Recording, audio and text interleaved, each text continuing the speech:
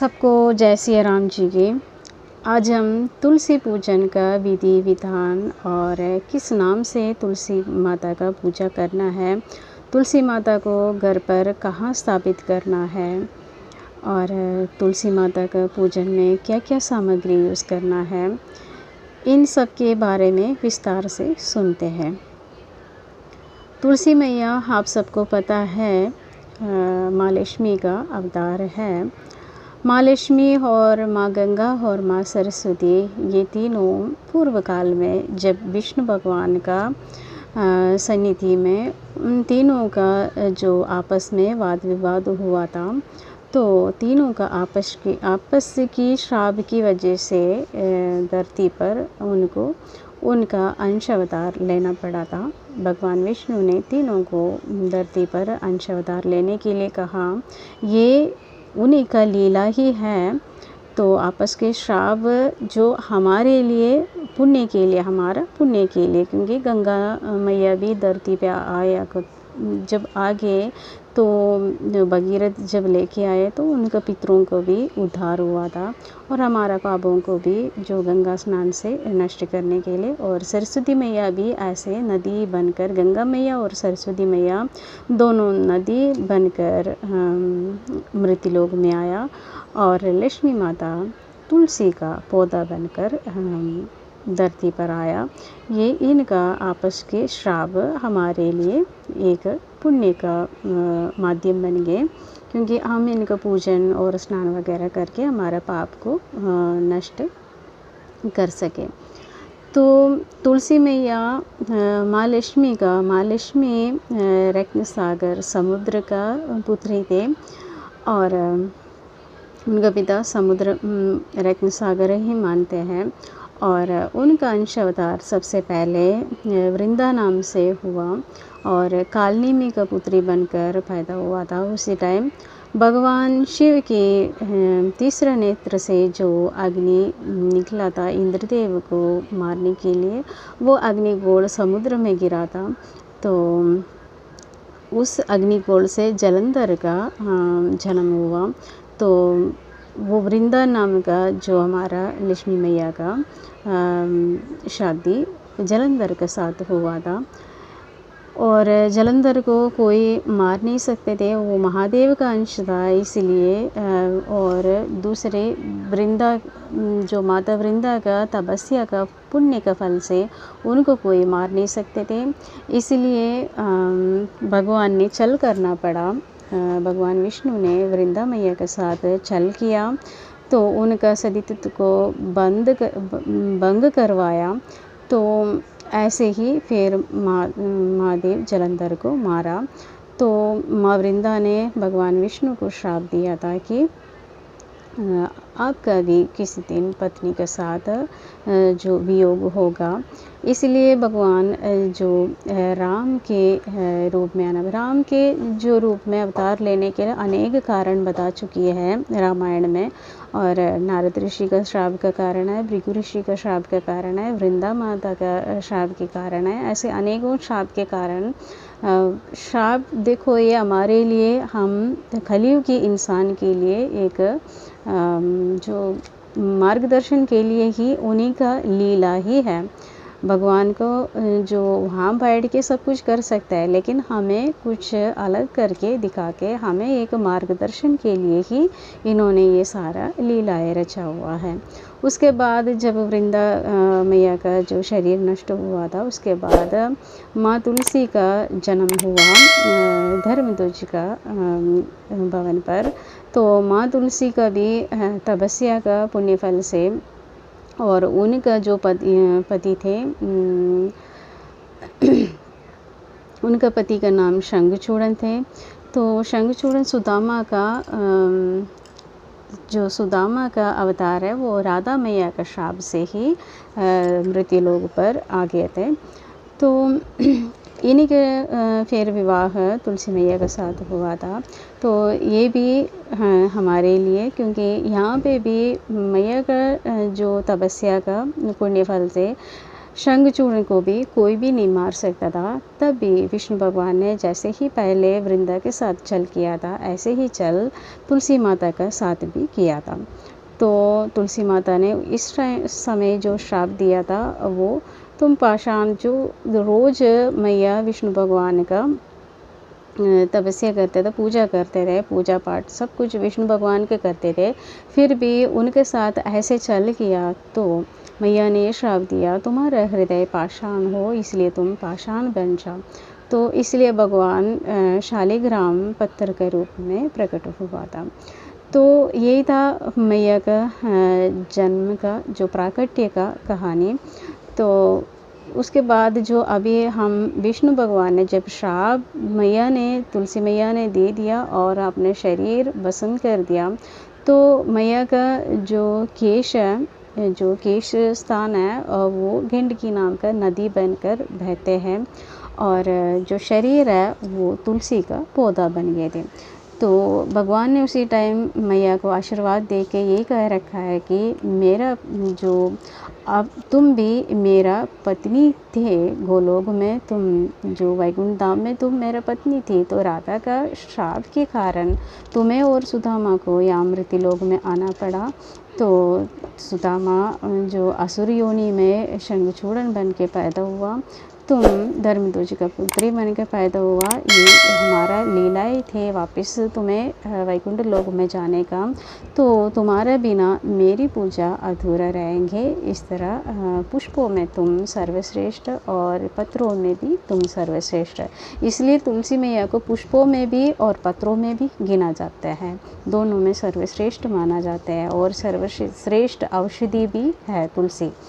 तो इसलिए कहते हैं कि भगवान ये ब्रह्मवैवर्त पुराण में कह रखा है कि तुलसी को सबसे अधिक पवित्र माना गया है, इसलिए उनका पूजन भी, उनका जो हम घर पे स्थापना करेगा तो उनको रखेगा तो उस हिसाब से शुद्धि के साथ ही रखना है। शुद्ध हमेशा उनका आसपास शुद्ध होना चाहिए, कोई वेस्टेज चीज़ नहीं रखना चाहिए तुलसी मैया के पास।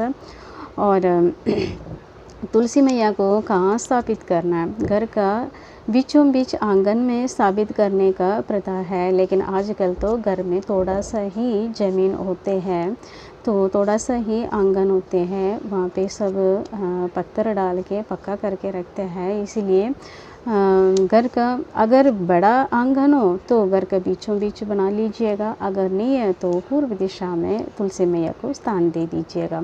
दूसरी बात, तुलसी मैया का जड़ में महादेव को रख सकते हैं कि नहीं रख सकते, यही पूछ रखा है।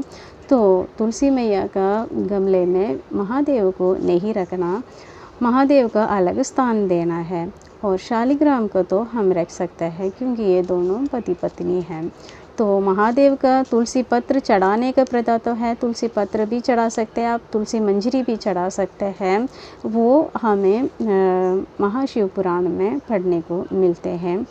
तो ब्रह्मवैवर्त पुराण में भगवान विष्णु नारद ऋषि से क्या कहते हैं तुलसी मैया का पूजन का विधि। तुलसी के सामने घी का दीपक लगाने होते हैं, धूप दीप नैवेद्य, और माता है इसलिए 16 श्रृंगार जो भी हमारा त्यौहार आते हैं तो 16 श्रृंगार समर्पित कर सकते हैं। और तुलसी मैया का जन्मदिन है पूर्णमासी को, कार्तिक पूर्णमासी को, तो उसी दिन तो विशेष पूजा कर सकते हैं। और कार्तिक महीना इसलिए तुलसी मैया का महीना ही मानते हैं, तुलसी मैया का पूजन में बहुत ज़्यादा फलप्रदाय होते हैं कार्तिक महीने में। और भगवान ने नारद ऋषि को ये कह रखा है कि तुलसी मैया का जो पूजन करते टाइम तुलसी मैया का 8 नामों का उच्चारण करके ही उनका पूजन करना है। ये नामाष्टक कहते हैं तुलसी मैया का। तो वो 8 नाम क्या क्या है ये जानते हैं हम। ब्रह्मवैवर्त पुराण में प्रकृति खंड में 22वां अध्याय में लिखा है, भगवान विष्णु नारद ऋषि को कहते हैं कि तुलसी का वृंदावनी, विश्वपावनी, विश्वपूजिता, पुष्पसारा, नंदिनी, तुलसी, कृष्ण जीविनी, ये 8 नाम है तुलसी मैया का। इस 8 नाम से ही नित्य तुलसी मैया का पूजन होना चाहिए। और तुलसी मैया का जड़ में ही पानी देना है। और पुष्प नैवेद्य जो भी हम हमारे श्रद्धा के साथ जो भी देना चाहते हैं मैया को दे सकते हैं। और हमेशा शुद्ध होना चाहिए।